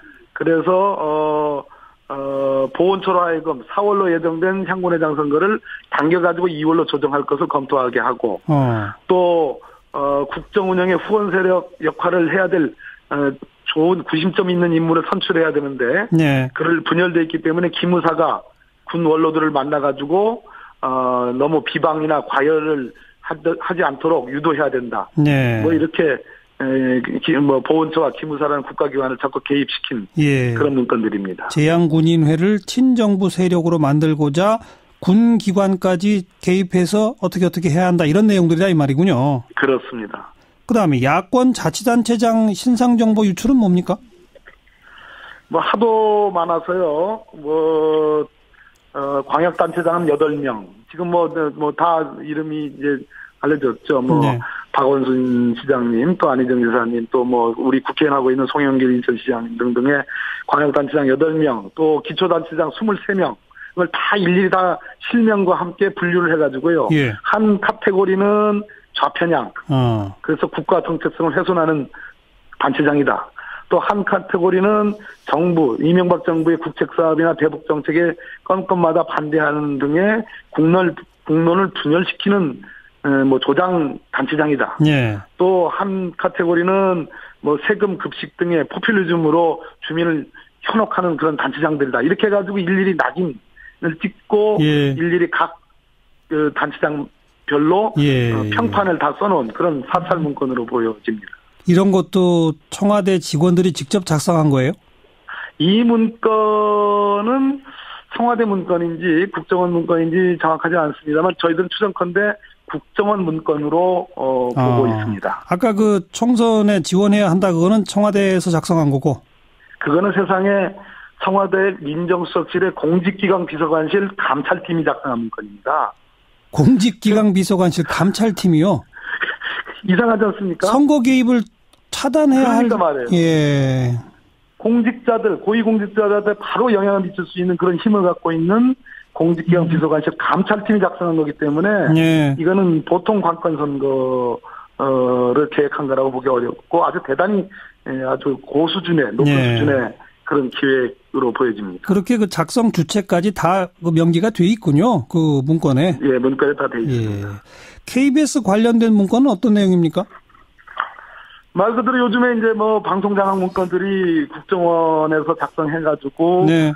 그런 것들이 속속 나오고 있지 않습니까? 예. 그 연장선상 같은데요. 이거는 청와대가 직접 작성한 문건입니다. 예. 청와대 아마 홍보수석 및 홍보기획 비서관실에서 작성한 문건으로 추정되는데요. 예. 말 그대로 KBS의 그 당시 이인규 사장의 김인규 사장인데.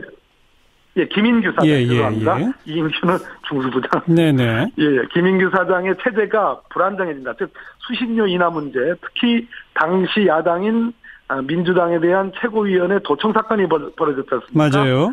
그런 걸로 김인규 사장의 체제가 불안정하기 때문에 네. 그 경찰의 그 도청 사건은 무혐의로 암시 뭐 이렇게 해줄 것처럼 그래서 어떤 힘을 좀 실어주고 네. 대신 어떤 정권이 원하는 이런저런한 방송 장악에 관한 어떤 프로그램들을 진행하는 그런 취지의 문건입니다. 네. 실제로 그 민주당 도청 사건은 그로부터 4개월 뒤에 경찰에서 무혐의가 내려졌습니다. 무혐의. 여러분 안녕하십니까? 정관용입니다.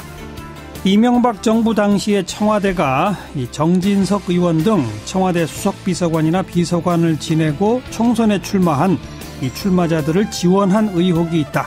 더불어민주당 적폐청산위원회가 오늘 밝힌 내용인데요. 관건선거 개입 의혹 철저히 규명해서 법적 책임을 물어야 한다. 적폐청산위원장 박범계 의원의 주장인데 잠시 후 직접 들어보시죠. 7시 5분 시작되는 2부에서는요. KBS 파업 뉴스팀이라고 있습니다. 여기에 김시원 기자를 연결해 보겠습니다. 국정원의 비자금 창고 역할을 한 양지공사라는 곳에 의혹이 많다. 그리고 KBS의 현직 이사가 법인카드를 무분별하게 사용했다. 이런 의혹까지 이야기 한번 들어보고요. 열흘이 넘는 추석 연휴 이제 곧 다가옵니다. 그런데 이게 꼭 감옥 가듯이 끔찍하다. 네, 학교 야간 당직 경비원들의 목소리입니다. 이 목소리도 함께 들어보죠. 또 외신에 보도된 우리 모습 살펴보는 밖에서 본 한국 코너까지 2부 시간에 준비합니다. 잠깐 광고 듣고 시작하죠. 더불어민주당 적폐청산특위가 오늘 긴급 기자회견을 열었습니다. 이명박 정부 당시에 청와대의 수석비서관이나 비서관 등으로 근무하던 사람들 가운데 총선에 출마한 사람들이 여럿 있습니다. 근데 그분들 총선에 지원해야 한다. 뭐 이런 내용의 문건을 확보했다는 내용이고요. 그 밖에도 또 많은 내용이 들어있습니다. 더불어민주당 적폐청산특위 위원장 맡고 있는 박범계 의원 연결합니다. 박 의원 안녕하세요. 네, 안녕하세요. 어떤 문건들입니까? 이 문건들은 전체적으로 한 715건의 예전 이명박 대통령 당시 정무수석 비서관을 했던 김효재 씨의 보좌관이었죠. 같이 청와대에 근무했던 행정관인데 김성준이 사적으로 유출한 715건의 문건이 압수됐습니다. 그것이 일부는 검찰로 넘겨졌는데요. 예. 예, 그래서 그중에 일부는 청와대로 반환됐다가 네. 국가기록원으로 가고 또 일부는 바로 검찰에 의해서 국가기록원으로 간 그 715건의 문건 중에서 저희들 이재정 의원을 포함해서 저희들이 가서 열람을 하고 이 길을 해온 그 문건 중에 한 5개 문건을 오늘 공개를 한 겁니다. 그 사적으로 유출했다가 검찰에 압수된 시점은 언제죠? 그 시점이 디도스 특검에 의해서 김성준의 개인 집에서 압수를 했는데요. 그때가 2012년으로 3월, 2012년 3, 4월로 보여집니다. 디도스 선관위 공격 그거 할 때 특검 얘기하시는 거죠? 예. 그래서 디도스 특검이 압수를 해서 보니까 특검의 수사 대상에 들어가는 수사 범위에 들어가지 않으니까. 네. 다만 근데 문건 자체가 다 불법성, 범죄 혐의가 있다고 보여진 거겠죠. 예. 그러다 보니까 이 문건 전부를 다 715건의 문건을 검찰로 이첩을 합니다. 네. 검찰로 이첩을 했는데 이상한 것은 검찰이 이걸 갖고 있다가 그중에 702건의 문건은 네. 우병우 씨가 민정비서관으로 들어간 2014년 5월 초 이후인 5월 14일. 예. 5월 14일 날 702건은 청와대로 돌려줍니다. 예. 검찰이요. 예. 그런데 그 나머지 13건은 검찰이 계속 갖고 있다가 네. 우병우 민정수석이 된 시점이 2016년 1월 달에 13건은 다시 돌려줍니다. 예. 대통령 기록관으로 넘겨줍니다. 예. 그런데 그 김성준이라는 사람을 그 13건에 한해서만 대통령 기록물 관리법 위반으로 300만 원, 벌금 300만 원으로 처벌하고요. 네. 문제되는 그 702건에 대해서는 처벌하지 않습니다. 근데 제가 자세히 살펴보니까 예. 김성준을 처벌한 13건의 문건은 국정원하고 경찰청이 작성한 문건이고요. 네. 그런데 저희들이 오늘 발표한 것처럼 702건의 문건, 처벌하지 않은 문학의 블랙리스트 관련해서 대통령께 보고했다 이런 게 남아있는 문건도 있다면서요? 오늘 드디어 이명박 전 대통령이 지금 적폐청산 수사 조사에 대해서 반응을 보였잖아요. 네. 저희들 오전에 공개한 뒤에 오후 2시쯤에 지금 반응을 보였는데요. 네. 이명박 전 대통령 관련해서 직접적인 것이 아마 우리 이철희 그 국방 간사를 통해서 발표된 그 VIP 1일 보고와 관련된 그러니까 군 사이버 사령부와 관련돼서 군무원 증원 계획. 그렇죠. 그것이 하나 나왔고요. 예. 오늘 저희들 그 적폐청산위원회에서 발표한 건데요. 그것은 그 스프링 노트가 이렇게 왕창 여러 가지 수기로 작성된 문건들이 있습니다. 네. 그 내용에 보면 잠깐만요. 워낙 내용이 많아서 네네, 박 의원님도 찾으셔야 되는군요. 네, 좀 찾아야 됩니다. 그 앞에. 알겠습니다. 이 시간이 없어서. 네, 여기 됐습니다. 예. 종교계 좌파 동향. 예. 이런 것들에 대해서 VIP가 주재하는 수석회의의 안건으로 보고된 그런 내용들입니다. VIP 주재 수석회의의 안건으로 종교계 좌파 동향 그리고 문학에 관련된 내용 이런 것도 보고됐다 이런 거죠? 그렇습니다. 예. 좌파 문화 예술단체에 대해서 대통령이 보고했다는 내용. 더 옮겨오신 게 더 있어요? 더 폭로할 게 있습니까? 폭로라기보다는 더 있습니다. 문건이 한 50여 건 이제 추가로 있는데 전체적인 카테고리들이 있습니다. 추가로 곧 나올까요? 저희들 더 검토하도록 하겠습니다. 기다려 보겠습니다. 네, 고맙습니다. 네, 감사합니다. 더불어민주당 박범계 의원이었어요.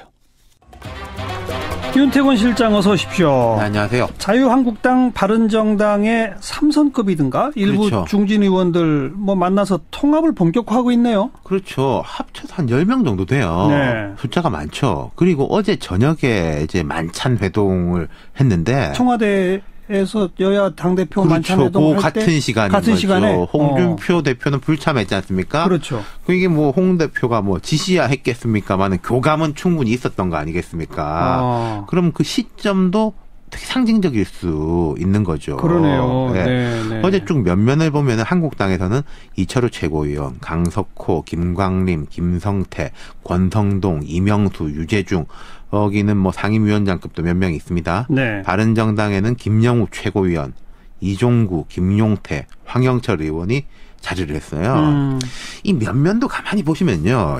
정치적 의미가 있는 게 자유한국당에서는 친박 색채가 그리 강하지 않은 의원들이 나선 것이고 바른정당에서도 김영우, 김용태, 황영철 이런 의원들은 보수적이라기보다는 원조 소장파로 꼽혔던 인물들이거든요. 비박계. 네.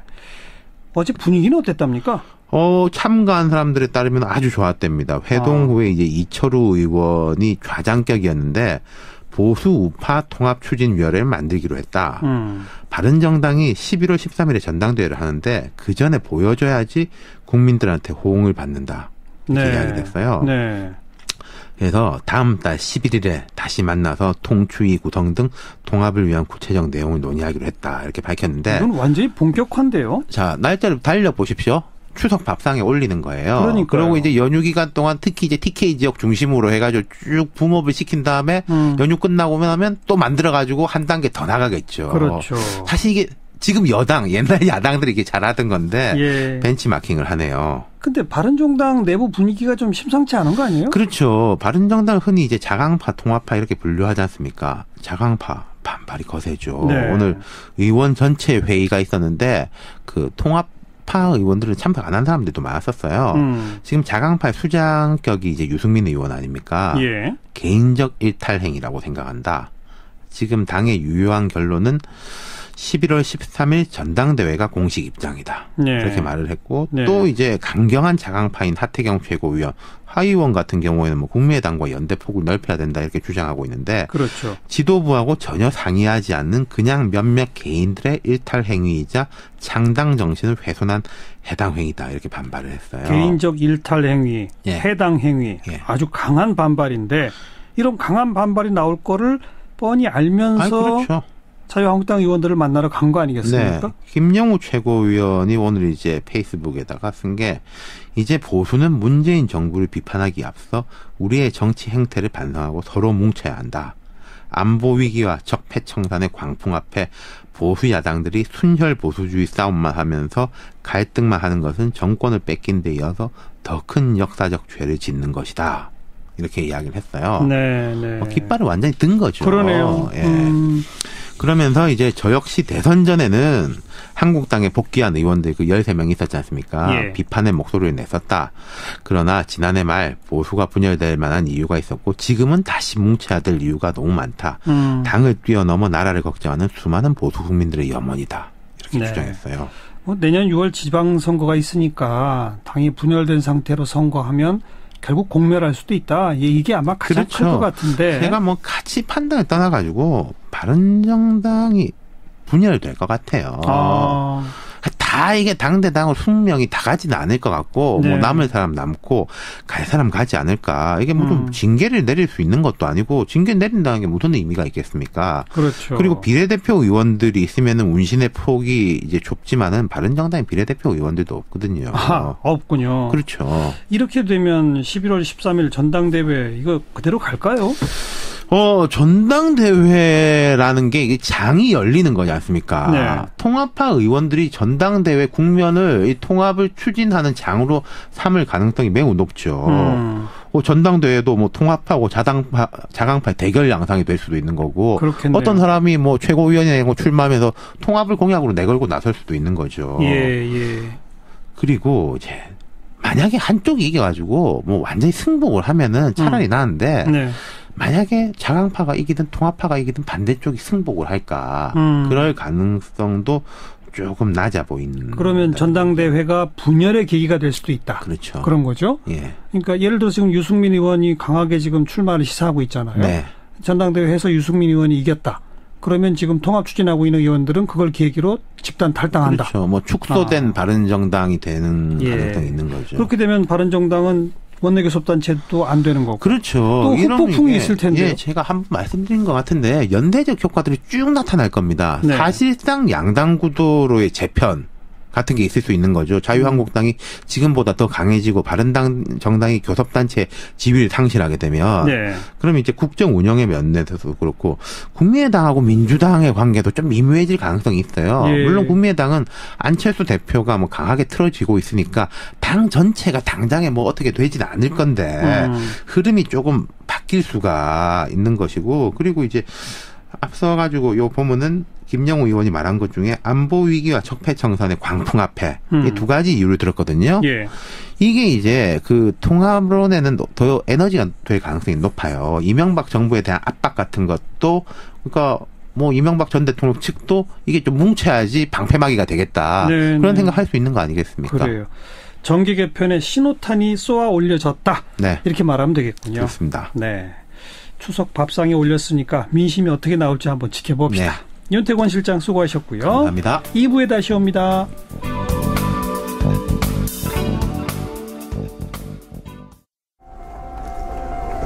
현재 파업 중인 언론노조 KBS 본부가 오늘 기자회견을 통해서 국정원 퇴직자들의 모임이죠. 양지회의 자회사인 양지공사, 여기가 국정원의 비자금 창고 역할을 했을 수 있다. 또 국정원 댓글 공작에 관여한 의혹이 짙다. 이런 내용을 밝혔네요. 또 현직 KBS 이사가 법인카드를 아주 무분별하게 사용한 내역을 또 공개했습니다. KBS 파업 뉴스팀의 김시원 기자를 연결해보죠. 김 기자 안녕하세요. 702건의 문건은 아무런 근거를 남기지 않고 기록원으로 넘긴 거 아니겠습니까? 예. 그거는 말 그대로 그중에 대부분은 청와대에서 제대로 작성한 문건들입니다. 자체 작성한 문건? 예. 네. 그리고 내용들도 훨씬 그 13건의 문건보다 훨씬 더 심각한 내용들이 오늘 보셨겠지만 들어있는 거죠. 그렇다면 왜 검찰이 그렇게 나눠가지고 네. 702건은 그러니까 흔적도 안 남기고 청와대로 넘겼다가 국가기록원으로 넘어가게 하고 예. 나머지 13건은 그 부분을 김성준을 대통령기록물관리법 위반으로 처벌하면서 그거는 할 수 없이 근거를 남기고 나중에 그건 또 반환하고 하는 이런 것들이 왜 일어났을까 하는 아주 심각한 의문이 있습니다. 그 말은 검찰이 훨씬 더 문제되는 문건들은 덮어주고 그렇습니다. 덜 문제되는 것만 문제 삼고 그냥 비밀에 붙이려고 했다 이거로군요.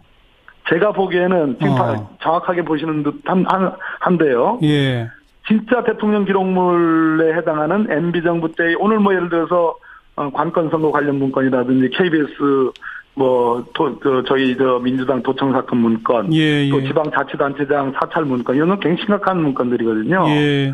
이런 것들은 그냥 흔적도 안 남기고 돌려줘서 기록원으로 가게 하고, 그 13건의 문건, 그거는 어쩔 수 없이 처벌하고, 그것을 한참 뒤에 또 돌려주고요. 알겠습니다. 네. 예, 그런 부분이 있습니다. 그러면 적폐청산 특위 소속 의원들이 국가기록원에 가서 열람한 겁니까? 이재정 의원이 대표로 가서요. 예. 열람을 하고, 직접 이기를 하는 방법으로 작성을 해왔습니다. 옮겨 적었다 이거죠, 그러니까. 그렇습니다. 네. 그게 법적으로 가능한 거예요? 대통령 기록물이라 하더라도 열람할 수 있고 옮겨 적는 것까지는 가능합니까? 복사는 안 돼도?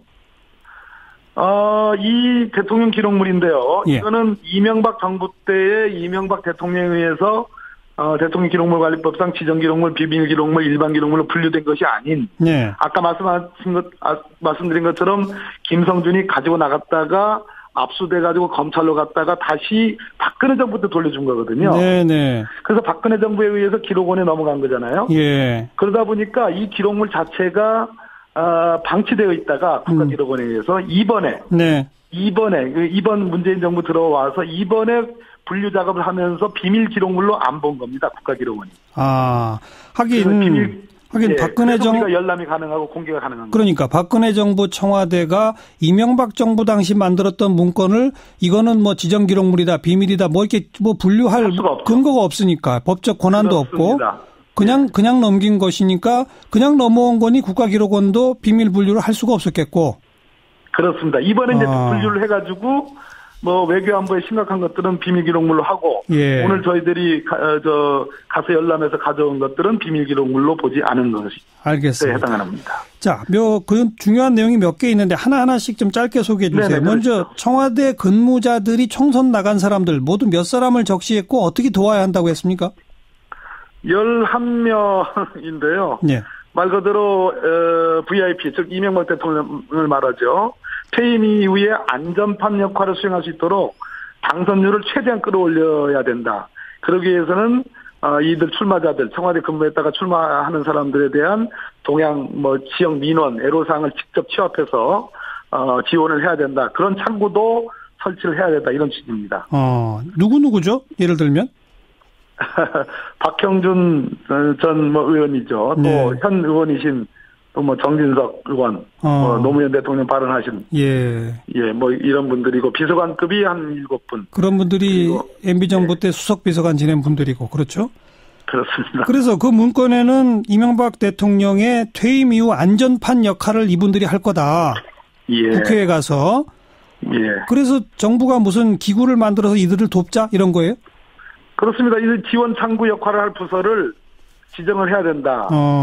그래서 이분들의 민원과 애로사항을 청취해서 소통하도록 조치해야 된다 하면서 정무수석실, 민정수석실, 총무기획관실에 1안, 2안, 3안으로 이런